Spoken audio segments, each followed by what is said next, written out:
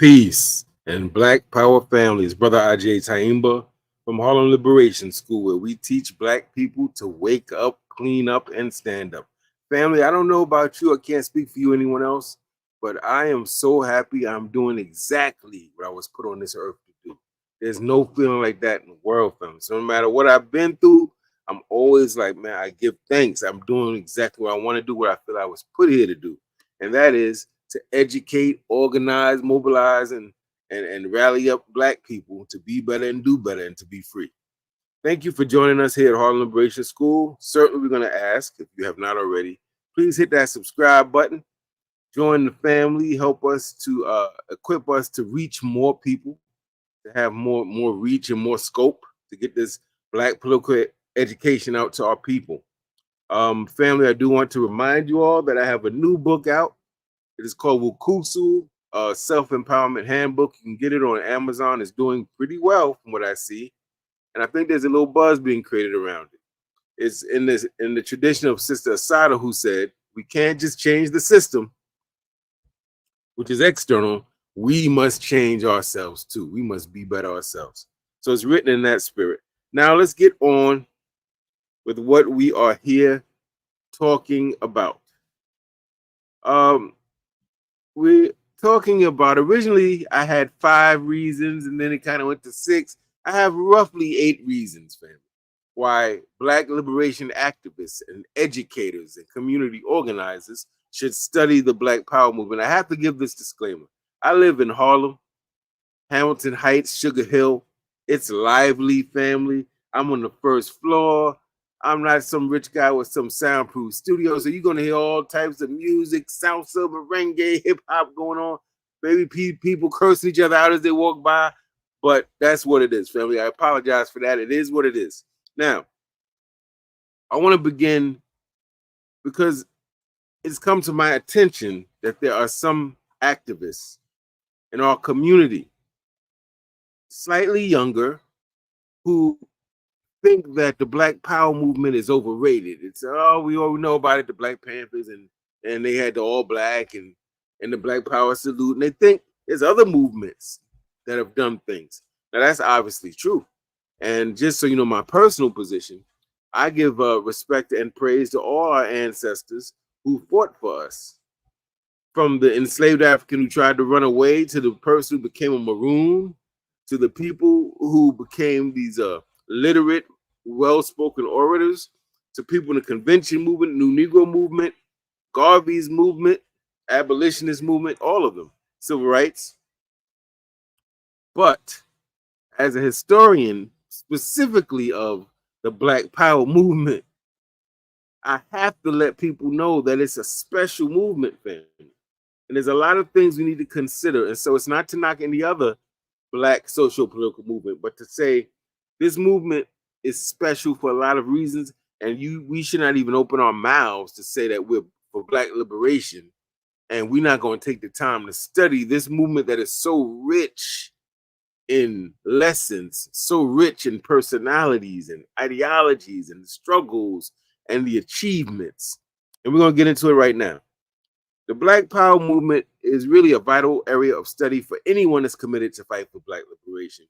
And I believe that by understanding its history, its critiques, its strategies, the demographics of the movement, we can better equip ourselves to continue the struggle for justice and equity and liberation in our communities today. I believe it is a serious mistake to trivialize the importance of this movement.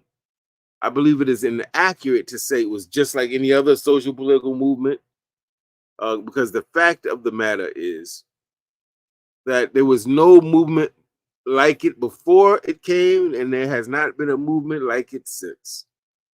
The Black Power movement emerges in the mid to late 60s, 1966, advocating for racial dignity, economic and political self-sufficiency, and the right to self-defense, and a number of other things. It was characterized by a shift from the more nonviolent, integrationist, reformist approach of the civil rights movement to more of a militant, Black nationalist, self-determination oriented approach. And this movement, like any social political movement, was imperfect. It had its challenges, but today I'm not talking about its challenges. I'm talking about reasons that we should really study and appreciate it and stop acting like it was like any old other movement, because it was not. And we're gonna get into why. 8 reasons you should study and appreciate the Black Power movement, family. Number 1, by studying the Black Power movement, you're going to understand so many other very important historical dynamics and trends at that time. I want you to think about the 60s and 70s. What's going on in the world? Well, we have a Cold War period. Very important, because this never happened before in United States history. So it's different, right? So you have, coming out of World War II, the US and the Soviet Union are allies, right? With the Allied forces, and they win the war. But the America and the Soviet Union come out of this war huge, rich, powerful superpowers. Only 2 of them, unlike today, US and the USSR or the Soviet Union. And rather than have a normal war, they were in a Cold War period. For those who don't know, that's a period where there's great hostility and aggression, but there's no weapon, there's no gunplay involved, right? There's no militaristic action. The actions are mostly propagandistic, radio programs, movies that portray this country in a certain way and our country as being superior. Mostly political things, propagandistic things. You had the space race. We're both rushing. Well, the U.S. and the Soviet Union are both rushing to get a man to space first, to get to the moon first. They have a weapons race to see who can make the most devastating weapons before the other, right? So that those type of competitive things are going on, but there's no physical military actions going on in the Cold War. So that's the first thing.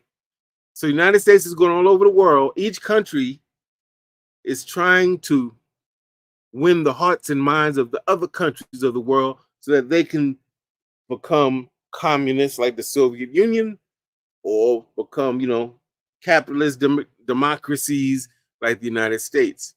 So both of these countries are vying for the attention of the world, to have these countries as their satellites almost, right? So it's a very competitive time. America, of course, is saying that it's the bastion of freedom and justice and equality. Come here and you live a better life. You have a good income, and we have all these amenities. So it created a especially precarious position for them to have to explain how, if they're the bastion of civil liberty and freedom and justice, why Black people getting chased down with police dogs and water hoses and lynched and protesting and fighting, right? So that contradiction, that tension, was unique. It did not happen at any other time before the Black Power movement. We have to understand this. These are facts, not opinions, for you to understand what's going on. What else is going on? Well, there's an African independence movement that's still in place. Starts in roughly mid 50s with the liberation of Ghana, the independence of Ghana, and it continues through the 60s and 70s. So for the first time in world history, these colonized African nations are fighting with arms, in most cases, for their liberation, to be free from the yoke of these European colonial powers.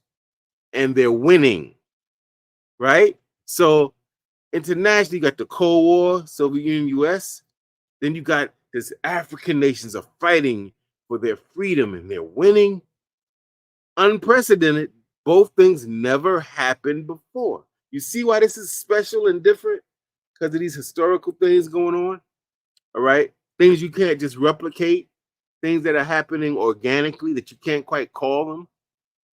So for the first time, Black people in the United States are able to look overseas, watch the news, listen to their shortwave radios, and hear about Nkrumah talking about we should have a United States of Africa. What? Yeah. Julius Nyerere talking about Ujamaa, and Jomo Kenyatta in Kenya, and all of these different African independence leaders that are inspiring Black people. We can see for the first, wow, our people from the motherland, they fought their masters and they're free. So now we're thinking what? We can do the same. And because they used arms and were militant and were fighting for nationhood, that affected these young college students and high school students and Black people, they say, wow, maybe Malcolm was right. Maybe this kind of reforming, we fight this court case and we win this here and we protest in the dining hall and we can eat here. Maybe we should aim higher than that. Maybe we should not be content with reforming the United States of America. Maybe we should, like Garvey said many decades before, maybe we should, like Malcolm X said before they killed him in 1965, maybe we should continue what Malcolm was saying. Maybe we should bring into existence the reality Malcolm X was talking about, but he didn't get to achieve because he was killed. This is why there's a Black Power movement in 1966. Specifically why? It's a year after Malcolm is killed. You look at many of the documents, the Panthers and other people, a lot of them refer to themselves as the heirs of Malcolm, Heirs, meaning we see ourselves as the students, the children of Malcolm. We're going to bring into existence what he was unfortunately unable to complete or to finish. Right? So that's going on, this African independence movement. What else is going on? Domestically in the country, you have a mass anti-war movement. We're not talking about 200 people there at the rally and 500. We're talking about hundreds of thousands of people showing up in DC and in different cities protesting the Vietnam War. Why? Well, World War II was a war that was seen as a just war. Why? The Japanese bombed Pearl Harbor, American territory and property. America didn't do nothing to them, presumably. So, and also you have Nazism and fascism in Italy and Germany, and you have the persecution of the Jews and Gypsies, right?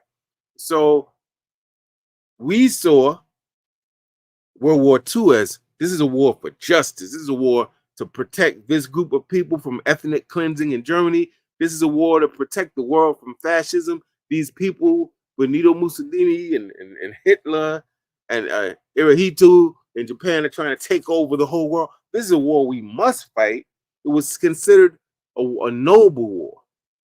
Vietnam wasn't no noble war. Vietnam was about controlling markets in Vietnam for the United States, for capitalist enterprise. It was a whole different war. So you got white students in college, masses of them, millions of them, outraged that America would be part of what they saw as a criminal war. There were Black people too and other people too, but that was largely a lot of leftist or communist-leaning white folk, which meant that you had a large group of white folk, young people, who were angry and anti-establishment, anti-imperialist, right? And anti-racist, because many of them had been touched by the preceding movement, the civil rights movement. Many of them saw the brutality that Black people had faced. Many of them were really smitten with the words and the energy and the sincerity of Martin Luther King and what Black people were trying to achieve in calling America out and trying to force America to be the country that it said it was on paper in the Constitution. They were moved by that. So you have all of these unique set of historical circumstances occurring at one time that create a very unique flavor that will eventually be expressed as the Black Power movement. These radical whites are showing up at some of these Black Panther meetings. They're interested.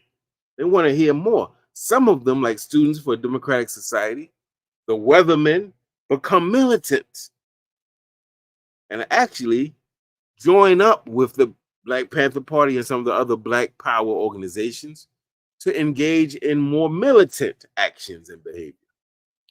Unprecedented at that level. Unprecedented, right? Okay. So you have a mobilization and an organization of all these whites and Black students like never before. Why? Well, before this, there wasn't a lot of Black students on college campuses, particularly the white ones, because for the most part, they didn't let too many of us in, right? The civil rights movement created that scenario. So now, for the first time in American history, you have thousands of Black students going to these white colleges, not just the Black colleges, the white colleges. And when they get to these white colleges, what do they find? They don't have the products we like, the music we like. People are treating us funny. People acting like they hooked us up to get here. We didn't work to get here. We don't belong here. So there's tension and there's racist acts, right? So all of this is going on. It's radicalizing the Black population. It's making people more militant. And then you have to remember that you had many students, particularly high school and college students, who were civil rights activists. And promises were made by the civil rights movement. We're going to have freedom, justice, and equality, and we're going to be treated fairly as citizens and accepted as equals. And they were in this movement getting beaten up, water hose, gas canisters shot at them, imprisoned, kicked out of schools, only to find that many of those promises were not kept. So you had a large group of disillusioned students and activists who were looking for alternatives. Well, that didn't work. We love King. We love what he was about. But they shot and killed him. And he was talking about nothing about nonviolence and reform. We can't trust this country and this government. Maybe we should be looking to Malcolm and the Garveyites for an alternative way to approach this thing. All this is going on. So the first thing is that when you study the Black Power movement, you're going to learn about all of those things. It's going to make you sharp. You're going to have to learn about World War II, Cold War period, and the tension that was involved with the Cold War period. You're going to have to learn about COINTELPRO. It's so much that goes into that. Vietnam, the anti-war movement, the radicalization of white leftist students, the African independence movement. You see, when you learn about that, you learn about 10 other things.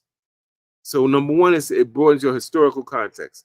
Number two, we learn about the importance of self-determination. The Black Power movement. Oh, and I should say this also. Should have said this from the beginning. When I say Black Power movement, I'm in this sense, in this presentation, I also mean its sister movement, its parallel movement, the Black Arts and Consciousness movement. I'm saying when I say Black Power, I mean Black arts as well, because they worked together. All right. One of the things when you need to study when you look at this Black Power movement for our activists and our educators who say about Black liberation, you're going to learn about self-determination. You see, the civil rights movement that preceded this movement was more of a reformist, integrationist. We want to be accepted. We want to be treated like citizens. We want to be recognized for who we are, right?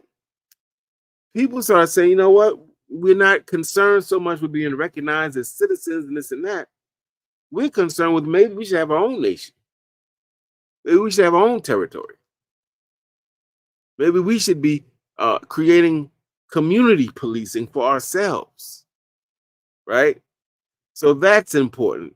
It's this political shift, because prior to that, most of the movements, the popular movements at least, were a lot more reformist, right? Now, you had the abolitionist movement, but I'm talking about in the 20th century, this movement, we never seen nothing like it. We may not see anything like it again for a long time. Their priorities, their political priorities were not fitting into America. It wasn't as concerned about who's going to get elected as they were. How do we create a structure where we elect ourselves and we're self-governing, right? Why would they be thinking like that? Well, they saw Cuba. win its independence in the 50s. They saw Ghana win its independence. So yeah, they're looking around the world and they say, hey, maybe we should do like they're doing. Not to mention that Africans were brought here against their will. Their descendants, us, our ancestors, were born here, had no say in it, and were forced to be American citizens from the 14th Amendment, which said if you're born in America, you're a citizen automatically. But nobody asked those black people, just curious, do you want to be a part of this nation? Or do you want to be free to have your own nation? We never had a vote or referendum, a plebiscite, which, by the way, if you look at some of the Black Power organizations' manuals or platforms, one of the things many of them called for was what? A vote to see if black people wanted to be part of America or form their own nation, right? So self-determination was key. This marks a very important shift in the way we were organizing and what our political priorities were.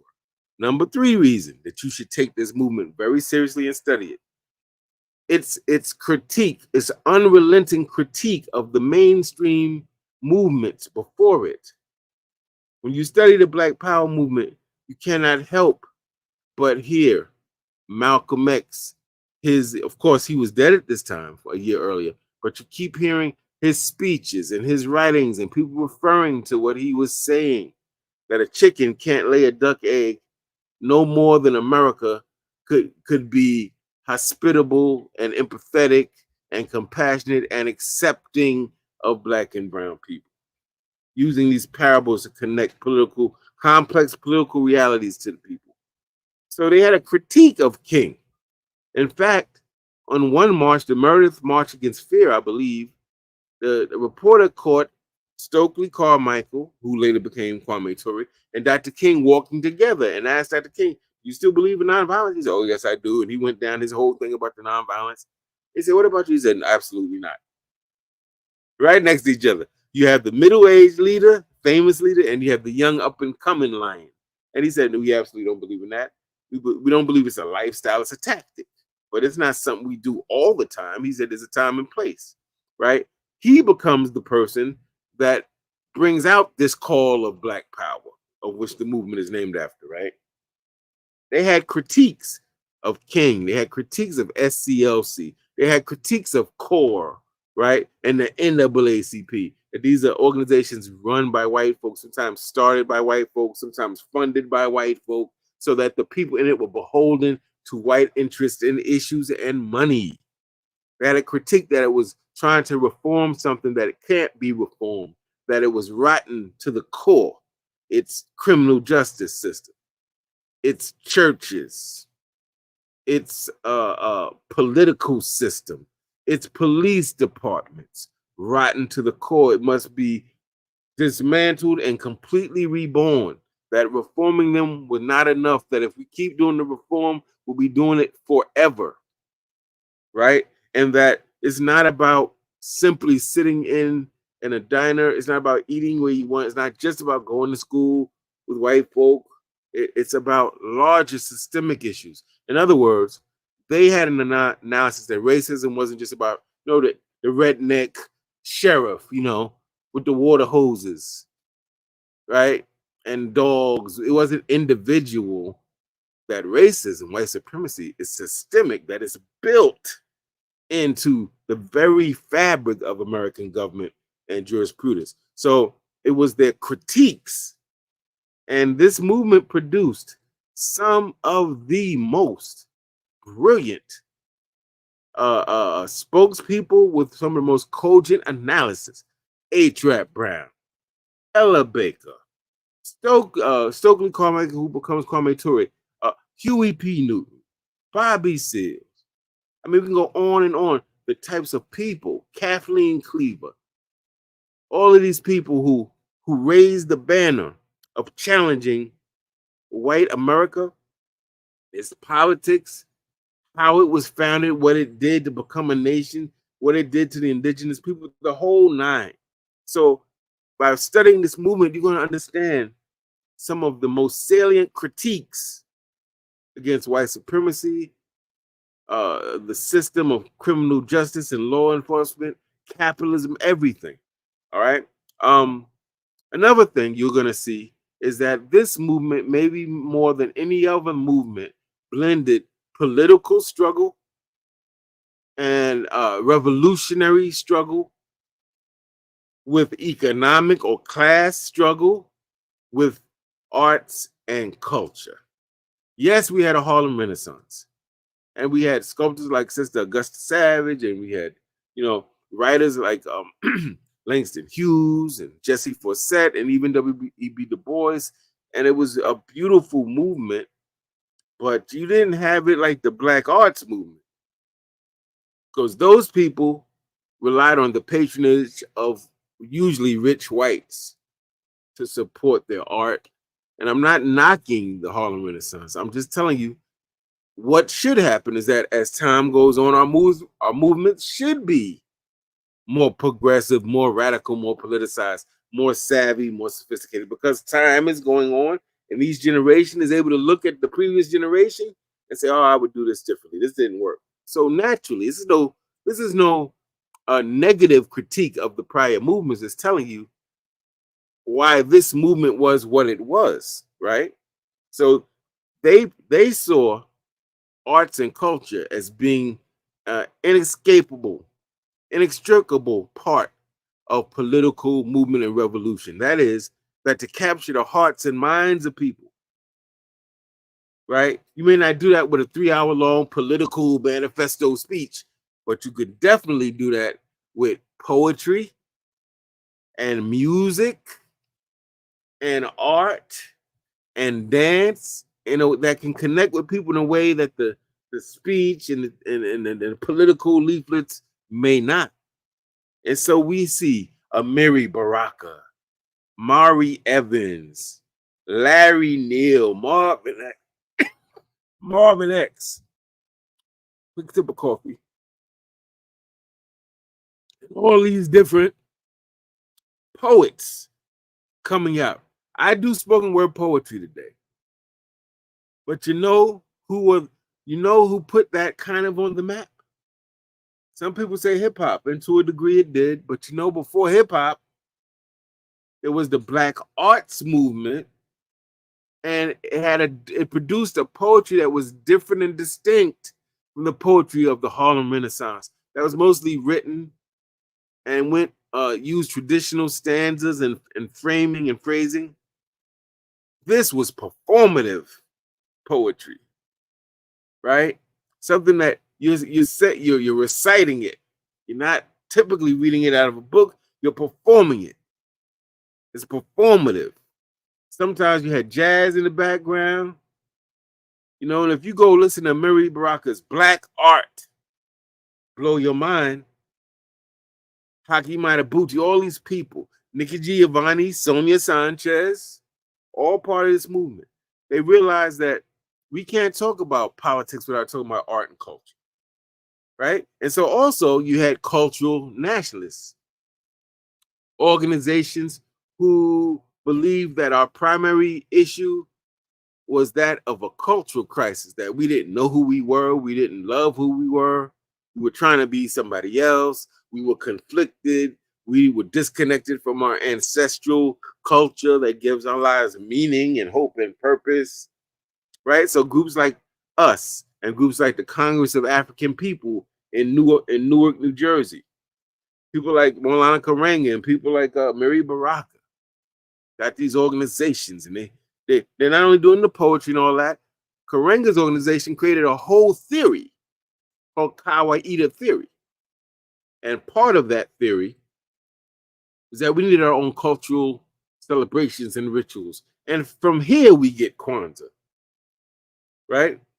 A Black holiday, a commemoration rooted in African rituals and African principles, right? The different principles and paraphernalia used is written in Swahili. You see, a time where Black people were wearing African garb and taking on African names, and this movement was different, family. You gotta appreciate the beauty of this movement and how it built upon previous movements. It's not knocking those previous movements, but it built on them.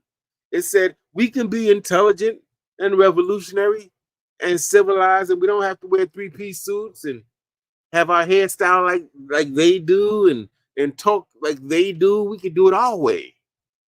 So it's a fundamental shift, and that arts and culture is a big part of that. This sense of celebrating Black culture and identity and fostering a sense of pride is crucial for the type of resilience and activism needed, right? And then it's the strategies for resistance that we see in this Black Power movement.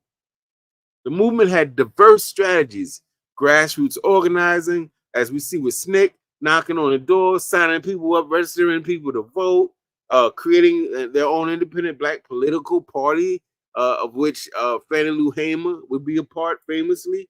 I mean, that's one part. Then they had people like the Panthers feeding the people, helping to clothe the people, helping to provide all these different things. These are all forms of resistance, right? Because you're creating independent structures not dependent on those who you say are oppressing you. And then you had people that were for armed self-defense, or what we might call retaliatory violence. And when you look at all this, cooperatively owned enterprises, I mean, it was a multi-layered forms of resistance that you understand that our people practiced during this Black Power movement, not to mention the radical journalism, not to mention the radical art. Look at some of the Black Panther newspapers, Black Panther Party newspapers. The artwork, political, the music, the poetry. Pardon me for a minute.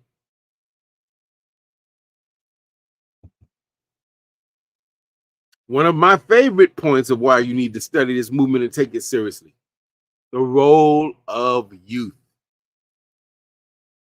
The abolitionist movement, the convention movement, the new Negro movement, Garvey's movement, civil rights movement were conceived, staffed, led, and funded by adults. The Black Power movement and the Black Arts movement were youth-led movements where the members had an average age of 16 to 22 or 24 years of age. Young people were calling the shots. Young people were deciding what the issues would be. Young people were canvassing their communities, knocking on doors, making phone calls, feeding the people, creating independent schools. This was young people, and this is important because one of the reasons the movement was so powerful and unlike many of the movements before was precisely because it was led by young people. Young people who are not tied to careers, young people who are not tied to family obligations, young people who haven't been jaded and contaminated with what they can and can't do yet, young people who have exuberant energy and motivation. You see? Number 7, the Black Power movement, more than any other Black social political movement before it, had a strong Pan-African emphasis. So activists within this Black Power movement, you'll see them actively being supportive of liberation movements in Africa. So Angola and Mozambique and Guinea-Bissau and many others. And they were active. They organized rallies, they organized fundraisers and awareness campaigns, to raise support for these struggles against colonial rule. If you take, for example, African Liberation Day, which begins in 1966, this is a celebration by various Black Power movements or organizations in the U.S. and abroad. And the goal was to raise awareness about the struggles for independence in Africa, naturally to promote solidarity amongst people of African descent all over the world. All over the world. And lastly, number 8, reason why we should study this movement very closely. We should study it very seriously. We should seek to learn both things we learn, right? Both what to do and what not to do. Right now, we're talking about what to do. In another episode, we're going to talk about maybe some critiques of the movement, because the movement, like any other movement, was imperfect. Number 8, the boldness of their vision and the way and the reach of these young people. I want you to think about this. They had groups like the Republic of New Africa, but you know the complete name is the Provisional Government of the Republic of New Africa. What does that mean, provisional government? Well, when there's a revolutionary force engaged in revolutionary action and warfare, they assume that they will win their revolutionary battle, and that when they win, they will be their own nation. And when they're their own nation, they can't wait to become a nation to have a government, that they must have a government in place already so that when they win, they will have a government. So this is a provisional government, meaning this is the government that we have kind of temporarily, and in lieu of the fact that we're not quite free yet, but when we're free, this is the government we're going to roll with. I want you to think of how bold and daring and ambitious those young people had to be to think like that. Why? Because they're studying the African independence movement. They're studying other movements around the world, and they're learning from it. I want you to think about a movement where, for the first time, a Black social political movement, we have our own holidays and cultural celebrations coming out of these things, right? We have Kwanzaa. We have Black Solidarity Day. These are important things that never before happened in history. So we can't write Black Power movement, oh, it's just like the rest. No, it was not just like the rest, for all the reasons I gave you and more. I want you to think about the level of vision and dedication where they take a concept of Black liberation theology. Many of our other movements were heavily Christian based, because that was the religion that was introduced to us heavily in the South, and even through white missionaries in Africa, and certainly when we were brought here. Nat Turner was Christian. Marcus Garvey was Christian. Most of the founding fathers of Black nationalism were Christian, right? Okay, Martin Delany, and we can keep going. But what they did in this Black Power movement, listening to Malcolm, they said that our worldview, our cosmology, should be anchored in our culture, not in someone else's culture. We shouldn't be looking through the lens of Europe. We should be looking primarily through the lens of Africa and the African diaspora.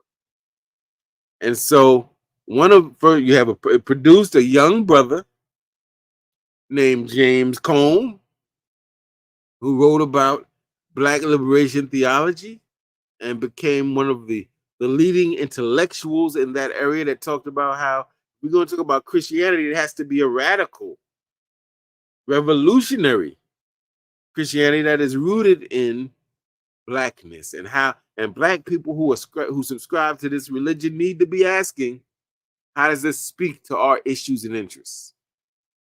It produced a young man named Reverend Albert Cleage, who was in attendance when Malcolm did the famous Message to the Grassroots speech in Detroit.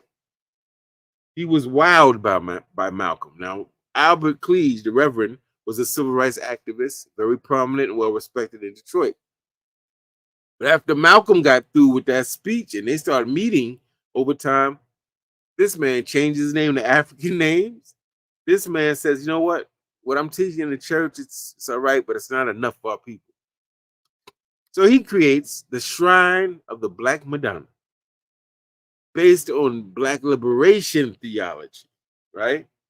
Totally different a way of looking at cosmology and theology in a way that is critical of imperialism and capitalism and racism, that is nationalist, socialist inspired. Very interesting stuff going on here.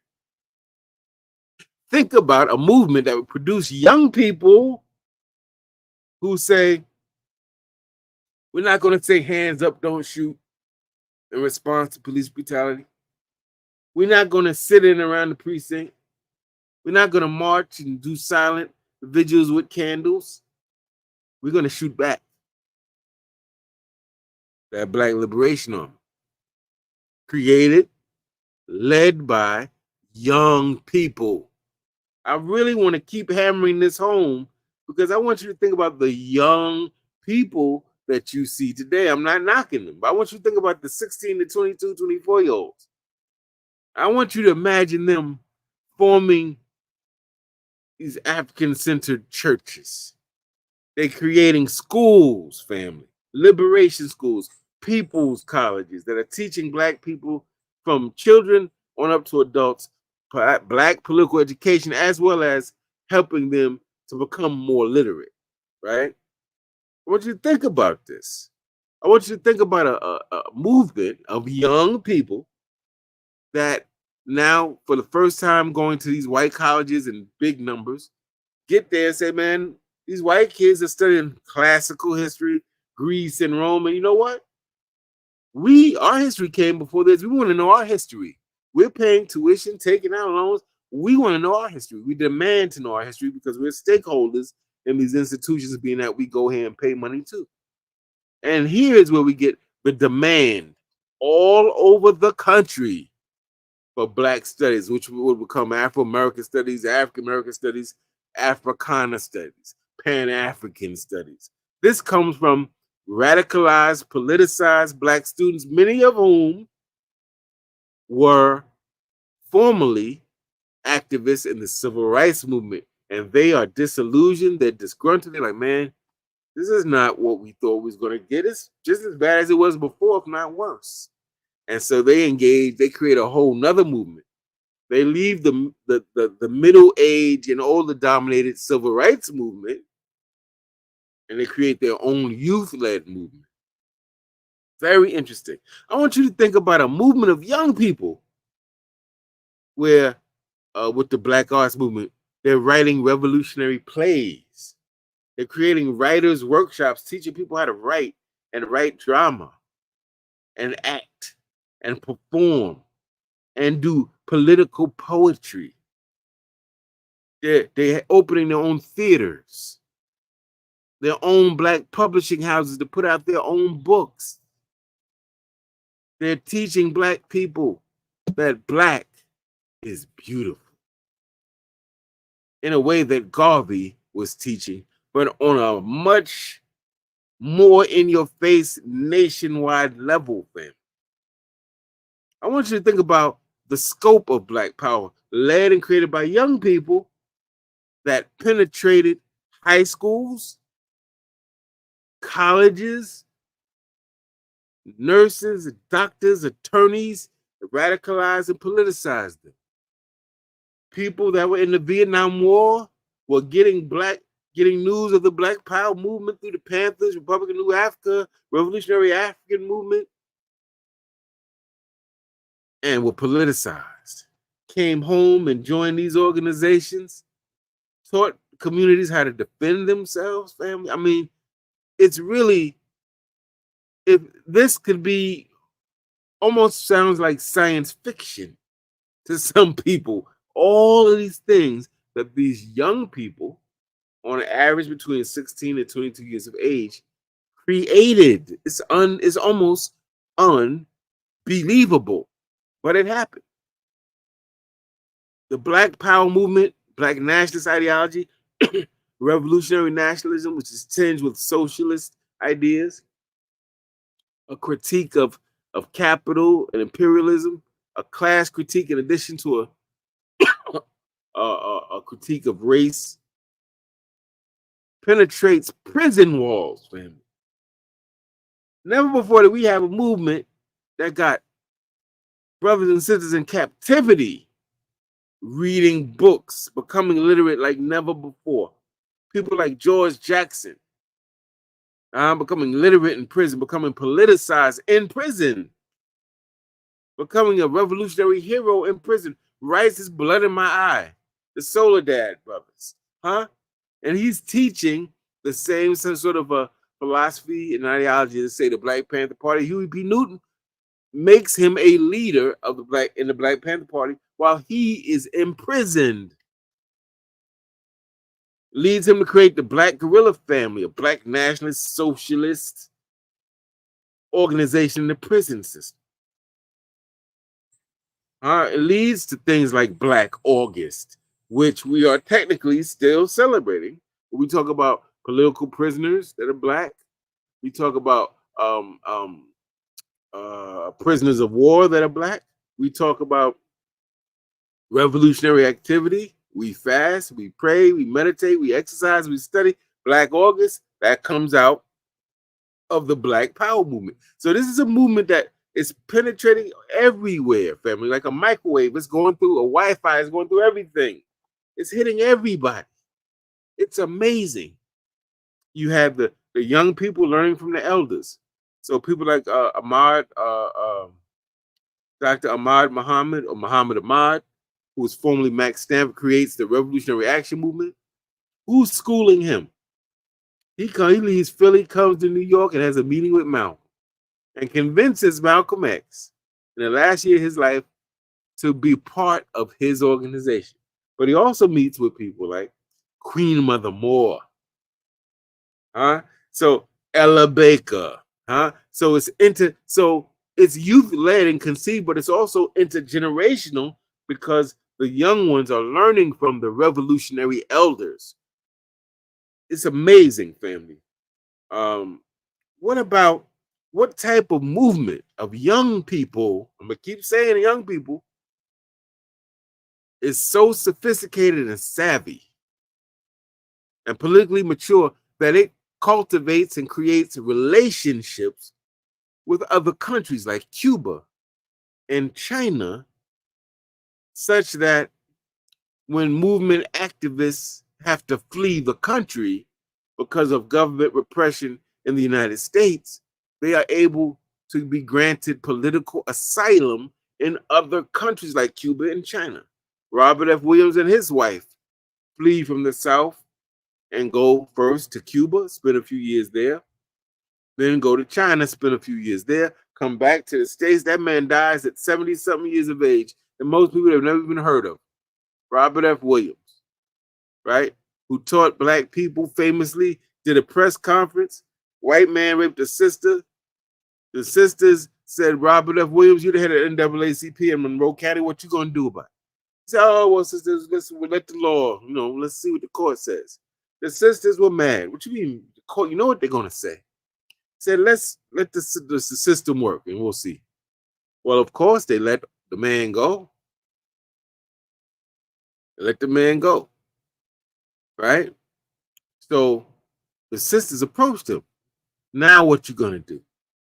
And what he did was got on national TV and said, since the American government cannot protect Black people who are voting citizens and law abiding, then we must protect ourselves with guns. And being a former Marine, he set up, I think it was called the Black Legion, and taught these brothers how to defend the community and set that up and was defending the community. This sent shockwaves throughout the country. These are people who took what Malcolm was saying and was actually able to implement it, right? So think about how beautiful and powerful a movement is led by young people that got relationships with Algeria, relationships with what's going in Kenya and Egypt, are partially set up by Brother Malcolm, and Ghana, and Cuba, and China, and how they're able to bust Sister Asada out of jail, where she spends a few years in the States, and whisk her over to Cuba, where she lives to this day. What type of movement that's currently existing that has that level of power? I want you to really think about this. We better stop writing this Black Power movement off. We better give it the respect it deserves, family. We have to give it the respect it deserves. Now, having said that, before we end, I want to go. I know we got some comments. I want to see what the people are saying. I'm an anti-Zionist Jew and I support it. Okay, that's what's up, Mr. Baruch. That's what's up. I'm an anti-Zionist too, and I support definitely the Black Power movement. He says he supports Black and Palestinian liberation. Yes, sir. And I want to be clear. the people in the Black Power movement, you always have people who are like more fundamentalists. They take this ideology and they go really extreme with it in a very reactionary way. But by and large, these young people wasn't 30 and 40. These are 16, 24 years of age, were remarkably mature in that they were able to understand that it wasn't just about race. They understood that there were white people and Arabs and other people who hated oppression just like we did, and who in some ways were oppressed as we were in different parts of the world. And they were able to understand the importance of united front, alliances across racial lines and class lines. See, we talk about that today, but we're caught in the race and we forget that the struggle, race is a piece of this multi-headed dragon. But there's also class, family. There's some poor whites, especially at that time, living in the country that were dirt poor too. Why do you think the government murdered Fred Hampton? Fred Hampton was a charismatic speaker, but he was galvanizing a united front. He had Puerto Ricans, revolutionaries down, young lord type organizations down. He had the working class down. He had some black intellectuals down. He even had poor white people down. He understood that revolutionaries are for total, unabridged, unconditional liberation for everybody. Because if everybody is free, and if everybody can eat, and if everybody has affordable medical care or free or good education, and if everybody is safe, the world just might be a better place for everyone. So they were able to come out of their ideological bubbles and be able to see how their struggles and their ideas kind of intersected with the struggles and ideas of other peoples, right? So today you got black nationalists and Pan-Africans who are reactionary. They take the position, oh, I don't care about what happened in Palestine. They ain't black. Mm-mm. The brothers and sisters in the Black Power movement and Black Arts movement understood, no. Those Palestinians are going through hell. Somebody came, took their land, and put their own nation. How you put a whole nation in a place where these people were living for thousands of years? That's oppressive. And that needs to be addressed. And we can feel that because that happened in Africa with the Berlin Conference. And then they brought us over here against our will. So we relate to that. We see you. We feel that pain because we went through a similar experience. And it would only behoove all of us to what? Work together. Right? It's just common sense. So their level of political sophistication, their ability to see the big issues, their ability to have their ideology but not get so stuck in the ideology that which is meant to liberate them becomes that which enslaves them. I take my hat off, if I had one on, to the young people of the Black Power movement, and I am proud to say that some of my teachers have been people who are elders now, 70s, 80s. Daruba bin Wahad is one of them. We've had him on Harlem Liberation School a few times. We had a GoFundMe fundraiser for him for his health. Dr. James Turner, one of my most important jugglers, one of my former teachers and professors. Quite a few. Dr. Muhammad Ahmad, who started the Revolutionary Action Movement 2 years before the Black Power movement even started. You know? So I take my hats off to them. Now, I see someone is saying militia intelligence. Yes. Don't forget Jonathan Jackson, the younger brother of George Jackson. Now, I know this is going to shock some of you all. And I'm just telling you the history, that how powerful this movement was, is that Jonathan Jackson is like 16, 17-year-old brother of George Jackson, who eventually, by the way, was shot and killed and framed up. They said he was trying to run away and he did X, Y, and Z and they killed him. We know it's a lie. We know it's a lie. This man is in prison writing best-selling books that are getting international attention, calling attention to the racist, capitalist foundation of America and the treatment of black people. So they got rid of him. But his younger brother, 16, 17, remember I said youth, saw that his brother got a raw deal. They said he stole $70 worth of something from some gas station. You know what sentence they gave him? 1 year to life. 1 year to life. The brother and some other comrades of his go to the courtroom and hold the judge and people in the courtroom hostage with guns, fam. Now, eventually, as they get away in the van and they're demanding the release of, Jonathan is demanding the release of his brother George. Unfortunately, things didn't go the way they wanted and they all got killed. The judge got killed too. And all the people they had as hostages for the most part. So think about people breaking someone out of jail. No online petitions through change.org.